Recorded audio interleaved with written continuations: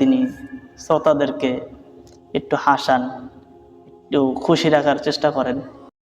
নারায়ণগঞ্জ আগে হয়ে রয়েছে 70-80 টাকা তাহাজ্জুদ পড়ি না আছে হেন ওলি ওলি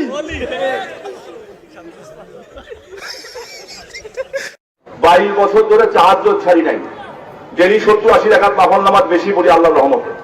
2 বেলা কোরআন শরীফ পড়ি। কইল কি তাতে? হুজুরের ব্যাপারে বলতে গেলে হুজুর আলহামদুলিল্লাহ অসাধারণ।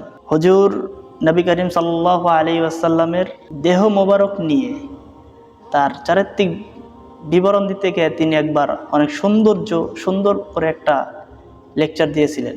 মধ্যম আকৃতির সুঠাম দেহের অধিকারী একটি মানুষ, তার চুলগুলো ছিল ঘাড় পর্যন্ত প্রলম্বিত, হালকা হালকা কোঁকড়ানো।